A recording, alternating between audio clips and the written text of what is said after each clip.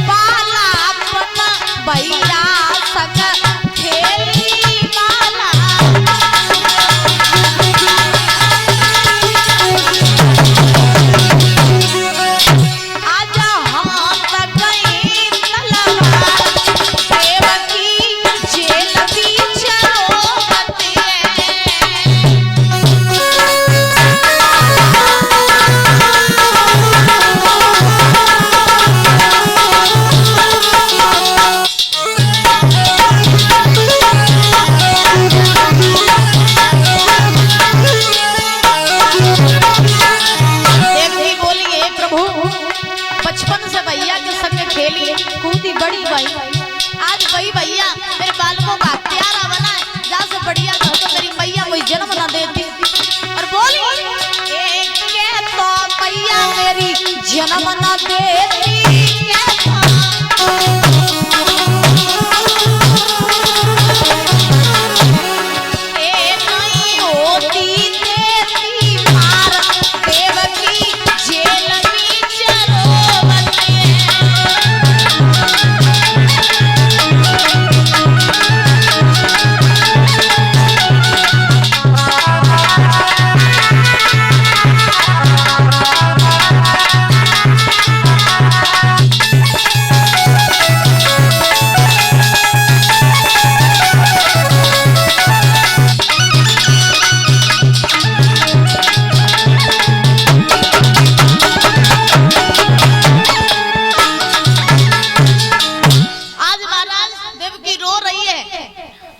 नाना प्रकार से प्रभु से प्रार्थना कर रही है। इधर धीरे धीरे 7वें गर्भ की बारी आई।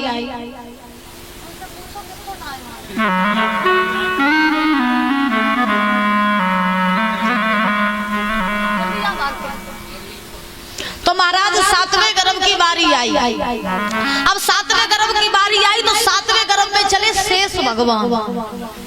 अब जैसे ही शेष भगवान चले तो क्या हुआ, परीक्षक जी पंक्ति मार के बैठो करो। हाँ तो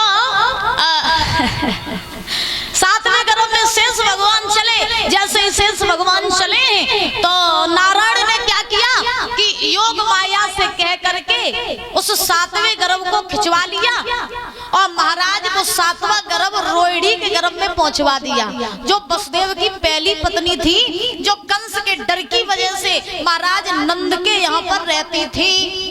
तो रोहिणी के गर्भ में वो 7वां गर्भ पहुंचा दिया। अब कंस को पता चला कि 7वां गर्भ देवकी का जो है वो खंडित हो गया। तो कंस सोचने लगा अच्छा हुआ मर गया, जन्म ले लेता तो मेरे हाथों से मारा जाता। अब धीरे धीरे धीरे धीरे 8वें गर्भ की बारी आई। 8वें गर्भ की सो कंस की चिंताएं बढ़ने लगी।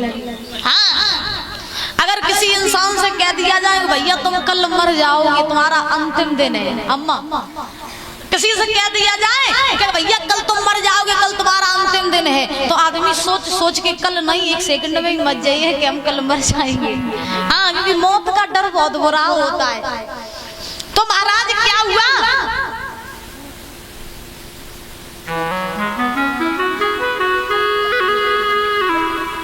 महाराज आज 8वें गर्भ की बारी आई। जैसे ही 8वें गर्भ की चलने लगी। देवकी वसुदेव के हाथ पैर में बेड़ियां डलवा दी गई। देवकी को खाने के लिए कंस बासी रोटी देने लगा, 3-4 दिन की रखी रखाई रोटी। कहूँ ताजी रोटी दी है तो काल ज्यादा बलवान पैदा ना हो जाए, तो बासी रोटी देने लगा कंस। हाथ पैर में बेड़ियां डलवा दी, फाटकों पर ताले पड़वा दिए, पहलवान खड़े करवा दिए। अब जैसे ही तैयारियां शुरू हुई तो कैसी तैयारियां हुई सुनो।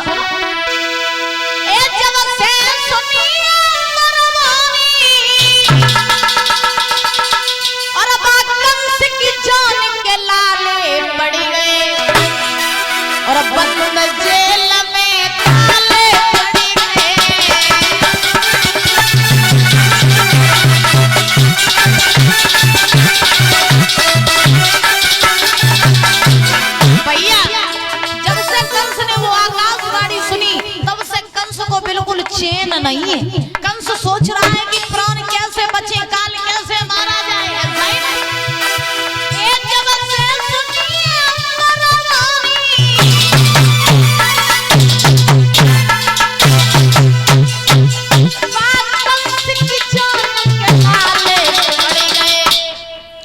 और बंद जेल में